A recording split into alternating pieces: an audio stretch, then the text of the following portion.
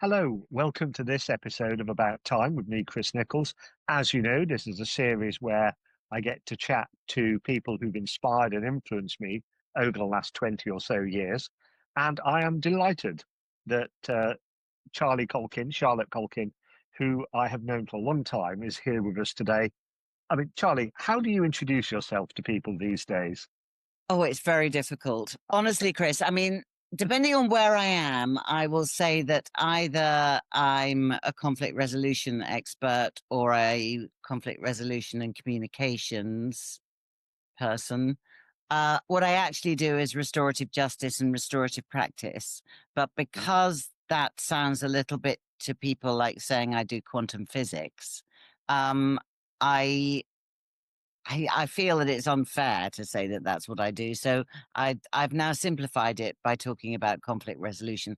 But actually, I don't think that covers the breadth of what I do because Mm, this conflict resolution is after harm's happened. And actually, a lot of the work I do now is to prevent harm happening in the first place, be that in the workplace, be that in youth justice, be that in, anything from mental health. I work with quite a lot of psychiatric hospitals through to criminal justice system, and then a lot of workplaces, um, and have very, very interesting clients.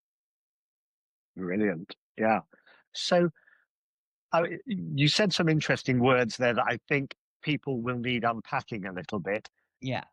You mentioned restorative justice and restorative practice. Now, Mhm. now I've known you for a long time, and I've worked with you for, in various contexts for a while, and I wouldn't regard myself as knowing all what that means. So, can you Mhm. unpack it a bit? Yes, of course. Yeah.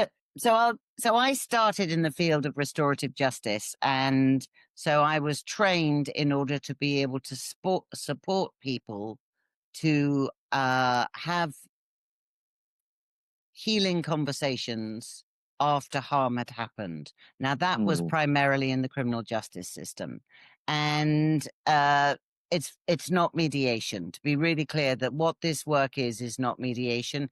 It's about giving people a safe space, a safe container to hold incredibly difficult conversations.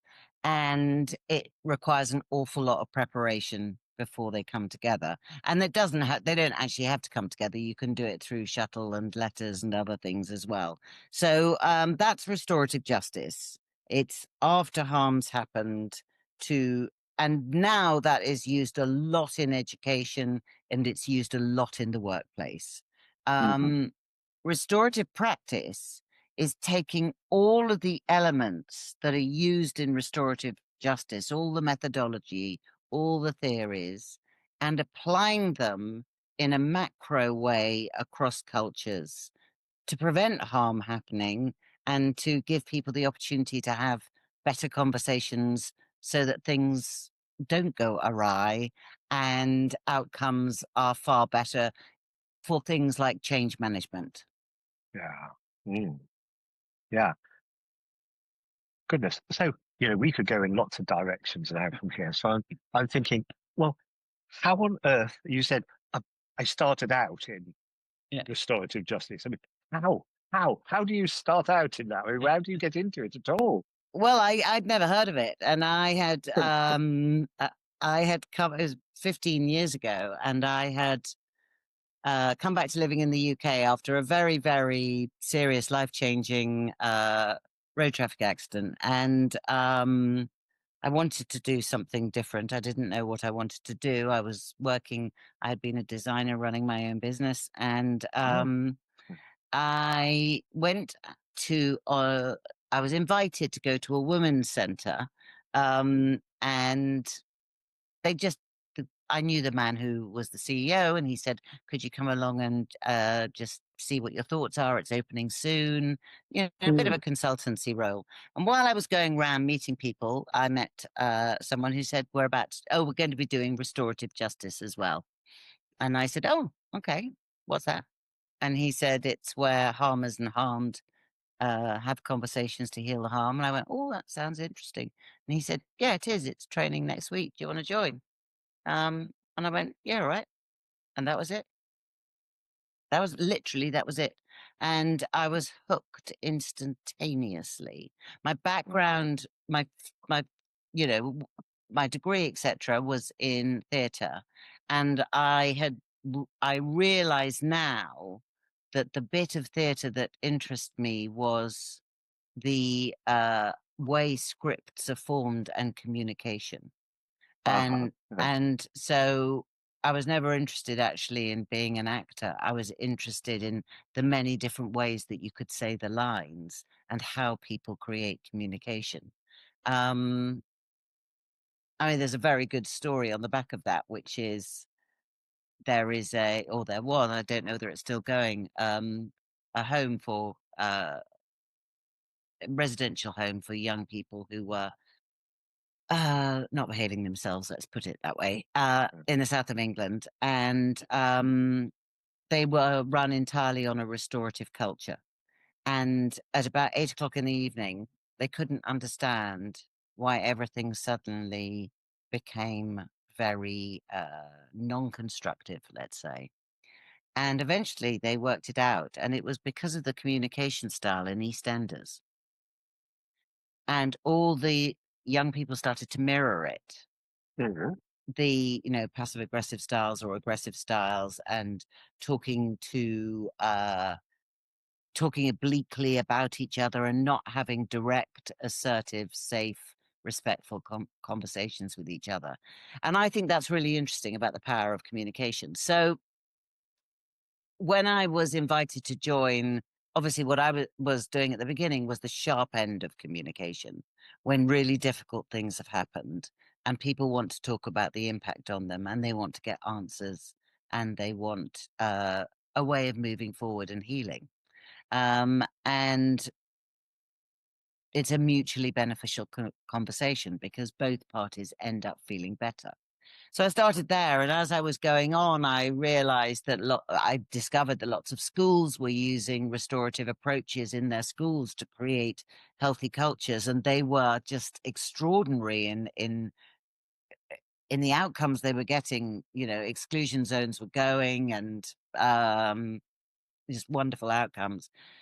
And then I went and did a master's where I looked at how restorative approaches more generally were being used in prisons and the outcomes there. So I went off to Cambridge and did this, and compared it to what was happening in schools.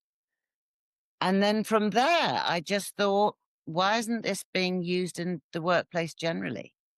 Why aren't we applying this methodology when the existing ways of working, which is something's gone wrong, let's find out who to blame, and then let's sanction them?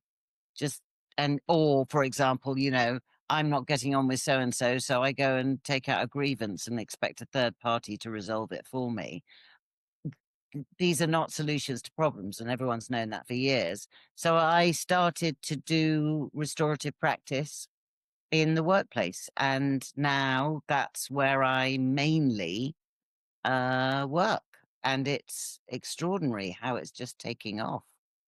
Yeah. That one of the great joys, Charlie, of doing these podcasts is the connections between different guests who may or may not know each other, but whose work resonates and echoes and ripples so beautifully. And as you're speaking, I'm thinking about Megan Rates, who you may have come across, but Megan's work with John Higgins at the moment, just about to get a new book contract, I think, to write it up, is on research into spaciousness and holding spaces where the conversations become, where deeper, better conversations become possible. Mhm. Yeah, and yesterday I was talking to Miles Cherry, who runs React, Acting for Business, and a lot of their work is in helping people to, by using actors and role play, to practice having conversations they need to have, but where the conversation terrifies them, Yes, and absolutely. and And they we're not want taught to it at school. no. And there's so many links between well, all of this, and it's for me, it's so necessary in organizational life Oh, because some, completely. yeah, I mean, yes, from my book, so the work of Johann Galtung, I really love. And there's two things mm, have sparked off from what you said, and one is the work of Johann Galtung, which is that organizations, you have the culture and values. That's the sort of thing mm, that sits at the top, and then you have the systems and structures that sit underneath it, and then underneath that you have the behaviors and actions of the people who actually work there, and they're mm, not congruent with the culture and values, and the systems and structures aren't fit for the needs. So actually where we need to be concentrating on is the behaviors and actions of the people who are actually working there, because they set and create the culture. And if we're not taught how to have difficult conversations effectively, we're not in the UK. Other countries in the world, you are taught it in primary school, but not in the UK. Then how on earth are we supposed to effectively know how to have safe, positive, assertive communication? It's a skill. yeah. That's really interesting. I didn't know about the some countries doing it. So Yeah. yeah, I mean, if you know offhand, can you say something about where does yeah Canada, in primary school around ages. I mean, I will remember doing a lovely training about a year ago where a Canadian woman, as I went round the circle, um, I was using Canada as an example, and she said, actually, it's quite funny because last week someone said to me, "Do they literally teach you how to be lovely in Canada at school?" And she said, "Well, yeah, actually, kind of. They literally do. I mean, we are uh, taught how to de-escalate, how to communicate ourselves, how to avoid conflict, how to in a healthy way by having the yeah conversation, not by creating conflict. I mean, one of the ironies is that people will say to me, "Oh, no, I don't want to have the conversation because I hate conflict," which is a total assumption that by having the conversation, you will create conflict. Whereas in actual fact, if you have the conversation safely and effectively, you won't. yeah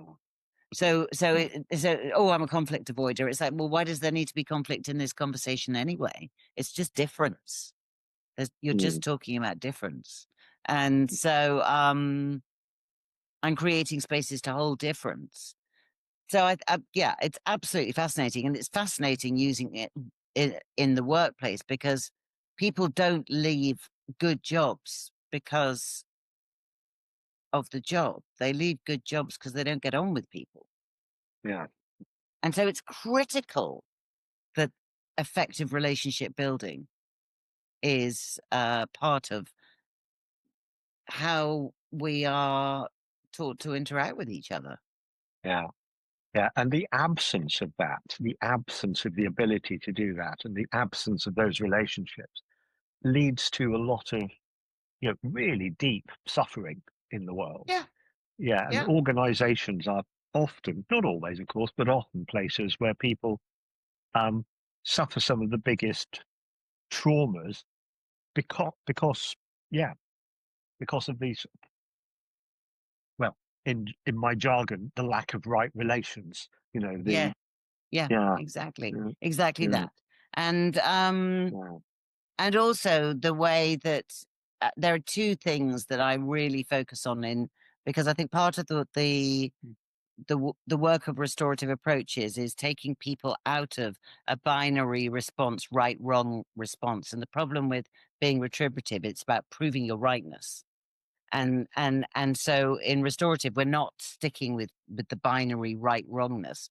We're saying there's a multiplicity of opinions and thoughts, and so actually let's embrace that and get all of it out, and then see how we can apply a yeah, different lens to resolving the problem, and that's yeah, far more interesting than proving rightness and wrongness. And the other thing that I feel very passionately about is that a lot of cultures, a lot of schools, a lot of ways we're raised is based on shaming people. And mm, I passionately believe that shaming people into change doesn't work.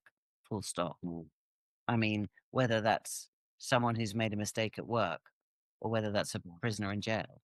And Yeah. I mean, it was echoed in the Reith lectures this year. And my friend Jacob asked the question of Gwen, you know, does shaming people ever work? And it's full stop, no, just doesn't. Mm. And yet we are all obsessed with trying to pin any mistake onto someone so we can exonerate ourselves. Yes. And I've done lots of work um, in the last few years in health systems, and it's almost automatic Mm. to look for someone to blame when things go wrong. I mean, either Absolutely. litigation wise or organization wise. Yeah. Um, and it really gets in the way of learning. Yeah. Yeah. Completely. Yeah. Completely gets in the way of learning. I mean, I trained someone who works in a big London council recently, and they gave me the most wonderful example of how they'd used it, which is they were a training team and 4 people had come and basically moaned Mm. about everybody else. And so she applied the restorative questions, which are what's happening, what about it matters to us, and therefore what do we need to do next? So simple. And instead of being, I have to prove my rightness and their wrongness and blame them for why this isn't working, the the woman asked, well, what about this situation matters to you most? And it transpired that all 4 of them felt the same way, which is they didn't feel prepared to deliver the training program and they were worried about looking foolish, which is shame. And so actually the solution lay somewhere completely different to going around blaming each other. Yeah. And so I think you can use this in so many ways, from very simple to Yeah. prevent harm happening to really big scale stuff across organizational Yeah. change. Yeah. Again, I find myself with so many avenues we could open up, but I'd love for listeners just to find out. So, why do people phone you up? I mean, when your phone rings and people want you to go and work with them, why are they phoning you? What's the Lots of different reasons. yeah? But I'm often phoned by HR and Mhm. EDI or senior leadership who want to look at, they've heard about this thing. They want to look at embedding a restorative culture into their place of work, or they are just fed up with the whole grievance disciplinary culture, which isn't working and does not serve their people. So that's in the workplace. But ditto when I work in mental health hospitals, it's to keep staff safe, to give the patients a voice. There's many reasons why people they can see that restorative practice does this to environments. It takes the drama out of them and creates spaces for better conversations. Yeah, yeah. Do you know that again? Another beautiful link. The I'm taking the drama out. Earlier in this series, not public yet, but will be going public in Mhm. September. Was John Alexander talking about his book Citizens and Participative Work, Yep. and his next stage is around being more overtly political and working in political systems. Um, to change the quality of conversations. And Mm. we actually were talking explicitly about how to take the drama, literally the drama triangle, Mhm. out of these. And so much getting invested in the blame, the victim, the Mm. rescuer, Mm. this kind of thing. And again, he wasn't referring to this, and you weren't referring to him, but Mm. there's a really strong link. I think there's a lot of synchronicity between restorative practice and lots of different approaches, like Yeah. NVC, nonviolent communication. I use transactional analysis, drama triangle in my training because I think it's such a good fit. I love appreciative inquiry, the way it focuses on unmet needs and denied values. So, Yeah. I blend a lot of approaches because I think they are all congruent. Mm. And I feel like for me now, this is such common sense. I really can't understand why people go down the blame and shame route. It Mm. just doesn't make any sense. It so clearly doesn't work. Yeah, yeah. And I as I'm listening to you, I'm thinking, "Hmm, and I would love this practice, restorative practice and practices, to play a much bigger role in all kinds of Mm. change agendas. Not just when we're, you know, when there's a problem, or not when we're, this team and this team are falling out, but how do we do change well around here? What is the conversation that Yeah. will help us to do everything better? Change, strategy, performance, whatever it is. And I think that is where I think you've just nailed it. That's where restorative practice is so helpful, because a lot of things are theory. Theories of change. And what we're doing is we're saying, and here's the technique. Here's the steps to apply restorative approaches which will unlock a better conversation. So it's a toolkit. That's what it Yeah. really is. It's like lots of theories, and I've read, lots of books about leadership, and I don't Mm. really understand how to do it. It's Yeah. like they're not really telling you, well, if you follow these steps Mm. in this meeting or in this change process. And actually restorative practice does. It says, well, here's the framework and apply it to this in this way. Here's the Mm. framework, apply it to this in that way. And half the time when people come to me and say, oh, we've just done a new whatever payroll thing, and there's lingering resentment 18 months later, it's because the way they did it was power over, leaving people feeling powerless, Mm. and uh, it's not working for people, and they're still cross. And whereas if Yeah. you start with conversations which are like this, adult to adult in TA terms, um, and have braver conversations up front, and if the senior leadership engage in those conversations, you get much better results. There are Yeah. so many beautiful examples. Sal's work in Leeds Children's Services years ago, where he turned it from failing to outstanding within 18 months, Mm. applying a restorative methodology. So, of all of the work you do, I mean, what delights you most? I mean, what's yeah, All of what do it. you think? All of it. I mean, I'm also a coach, and so now I describe myself as a restorative coach, and we're really blending coaching methodologies in with restorative conversations and restorative ways of thinking, and I think that they're a great fit.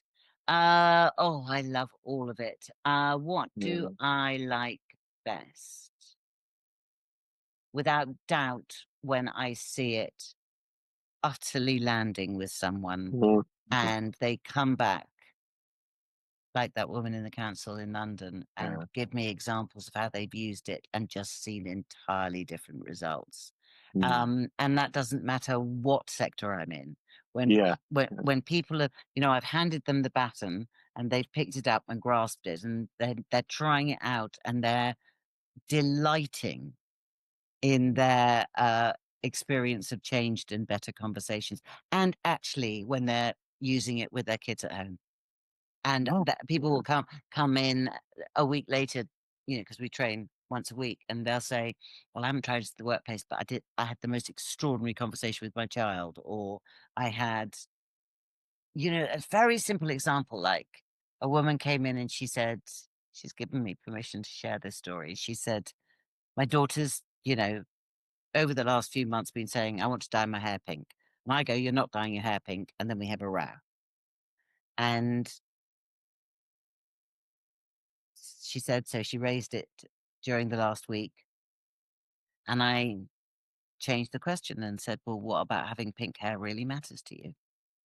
And she said, I think I'll get more friends. And suddenly you're having a better conversation. yeah. What does real friendship mean? Yeah. Yeah. And what I love about that, and it's a similar thing loved about Paul Vaslovic's work, and in family systems, there's a really Exactly. practical thing there that changes the nature of a conversation, Totally. changes the nature of possibility. And my God, we need that in the world. Oh, Conversations about pink hair or conversations about oh, Gaza. It's the same question. It's exactly. the same Exactly. movement.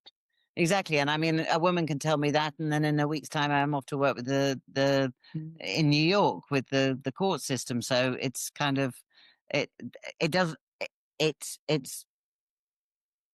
it's really, I was really delighted actually when the inquiry came out about the post office Mhm. inquiry, when that came out about a month ago. And I think point three was everyone needs to be offered restorative justice to have conversations where they are brought together with the people who will learn about the impact of what has happened. Yeah, So rather than just saying there's that cohort and there's that cohort, bring them together to actually share their experiences. yeah, yeah. This is wonderful stuff. I mean, Charlie, if people wanted to know more about this or to train in this, what can they do? I mean, how can first of all, let's start with find out more. How can people find out more about it? Well, obviously we offer trainings in my company, which is called Restorative Engagement Forum, which is a terribly bad name on reflection, but there we go. And REF for short, and we offer courses in formal restorative justice training, so that you can go on and do that bit, or in the sort of much more Mm. systemic approach about how you make a pink hair conversation better, or how you Mm. introduce systems change. So, but that, you know, we have the Restorative Justice Council in England, which we are absolutely blessed to have. I don't think any other country has a standards body like Okay. we do in the UK. Um, and it's really interesting to me how within culture, I mean, I'm desperate to tell you who my new client is, but I can't. But basically, it just shows how normalized this has become. That people are getting in touch and saying, we need a third way. We've been, you know, gone down the finger wagging route, and we've gone down the very, very strokey route. And we need a third way, which is robust with high support and high accountability. And that's what we offer. Mm. Yeah, that's fantastic.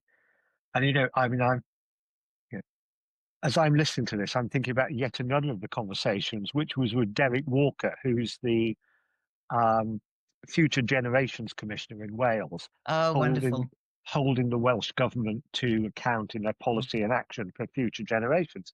And I was just thinking to even do that, you know, because there's so much intergenerational mm, trauma and intergenerational injustice that mm, this way of having conversations mm, can help. Better mm. policy can come from this. Yeah, and you were asking me about my favorite work. I think my favorite Yeah. thing to do is circle work, where, I mean, way, Mm. way back a long time ago, we did 60 circles around the UK where we brought children who were involved in youth justice and police officers together and held circles to look at how they could improve their relationship. Just some of the most extraordinary work I've ever done. And then we did a piece of work with the Independent Office for Police Conduct that similarly brought 16 people into a room. There were all sorts of litigations flying around, and 18 months later, they got in touch with me, and I said, "Oh, you know, what was the outcome of all of that 1 day work that I did with them?" And they said, "Oh, it all stopped after that one Mhm. day. Been 7 years going on, all stopped." Yeah. So for me, circle work is when actually you create spaces for people to properly listen to each other in a held and safe way, to have the most difficult conversations really constructively. And that can just be about what's the future for this space, not just, oh God, it's all gone wrong. Mhm. Yeah. Yeah. Wonderful. I mean, there are so many things we could move into, but I'm conscious that we've only got a few minutes left together, and I want to give you a chance to talk about, like, what's your lively new edge? What's next for you? What? Well, I'm really trying. I've got a team, which is great, and I was because what we offer is interventions. So we have a Mm, team of people who go out and do restorative interventions. We offer training and consultancy. And what I'm really trying to do myself is just focus on a few key clients that I've got that yeah, I think could embed this in a really meaningful way. wonderful. Mm, And I think that's my ambition is to really, so that I don't have to say I'm a conflict resolution person. I can say I'm a restorative practice person, and people will know what that means. yeah, yeah, Um, normalize yeah. it. I want to normalize it. I think that's brilliant. Um, I'm just going to introduce a question, a technology question, really, I suppose, Mhm. which is there such a thing as restorative AI? I've no idea. I Yeah. think, I mean, ooh, I mean, you know, I've been, I've been using ChatGPT to find me some references for the references that I had forgotten to write down in the two chapters of two books that I've been asked to write at the moment. But that's about as far as my knowledge Yeah, goes. yeah. Because you know, I do wonder if some of this can be, you know, not relying on Claude or Chat GPT to do the Mm, work that mm.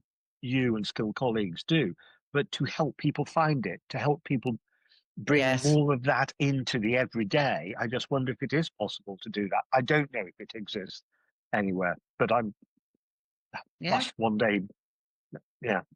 I have no idea. I mean, it's really Mm, interesting that mm, this I did. We had a really fascinating conference last year between a bunch of systems experts and restorative practitioners mm, who were brought together in Oxford, and it was fascinating.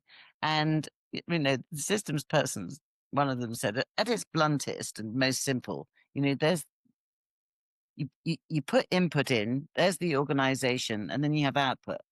And the yeah. quality of the output is dependent on the way people Mm, interact and communicate in that system. And so, why aren't we spending more time making sure that people have the skills to be able to do that bit as effectively as possible, as opposed to push their desired result onto other people? mm, yeah. It's such an important question, and it's one I share. And you and I have spent a lot of time with different organizations over the years trying to help them do exactly that. And Exactly. and Exactly. I'm, I admire your work hugely, and I know many other people who admire your work hugely. Thank you. Um, just before we finish, um, inspirations. Is there, if people wanted to find the work of people who've inspired your work, who would Mm. you who would you turn to? Restorative practitioners or restorative justice experts who I think are extraordinary. Margaret Thorsborn, an Australian, absolutely phenomenal practitioner. Dominic Barter, out in the favelas in Brazil, extraordinary practitioner. Um, people are, so, I mean, the weird thing about this work Hmm, is that some people are just doing it without realizing they're doing it. yes. Yeah. It's a bit like you, when people say, "Oh, that teacher, if we could just bottle what she does," or "that Hmm, leader, if we could just bottle what they do," or "that governing governor, if we could just bottle what they do." And I think that restorative practice is doing that. It's bottling the skills of people who are really effectively communicating and turning them into a practical toolkit that anybody can access. yeah. Wonderful stuff. We will ask you, if we may, to when, when we finish this, to provide a couple of those names Yeah, sure.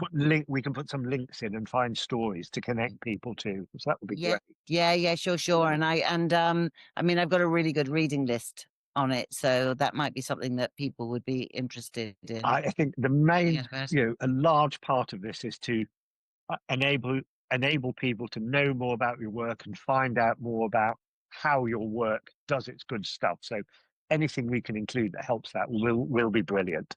well, there's a good book coming out. Don't know when it's coming out, but I'm doing a chapter on organisational use of RP in it. And then there's one on using it in psychiatric hospitals, one on education. So it's going to cover the whole range of ways that restorative justice and restorative practice are used in the UK and around the world. So I think that would be a very, very helpful manual. Now, so Charlotte, one other thing, you mentioned to me a play that's coming on, and you said it was a great. What? Tell me about that. I'd love to. What's coming? It's called Punch. It was on at the Young Vic. It's now transferring to the West End with the same extraordinary cast. It's the best example. It's my friend Jacob's true life story, and is the best example of demonstrating the power of restorative justice I've ever seen. So I heartily recommend everyone to go and see it. Wonderful. Well, we'll put in a link to that as well. Look, Charlie, we could go on for ages, but I promised we'd finish round about now. So let's do that. Let me just say a couple of words to close the episode, then I'll come back to thank you properly before we stop. So everybody, thank you so much for watching or listening to this. It's been just delightful to catch up with Charlie and the amazing work she does, but also to see so many links to other episodes. I'll try to draw out some of the links in my notes, but I encourage you to dive into some of the other episodes too. Meanwhile, Charlie Calkin, thank you so much. So welcome. Thank you for giving me the opportunity to wish her on about something I love so dearly. That's brilliant. Brilliant to have you here. Thank you. Bye. Take care. Bye, Chris.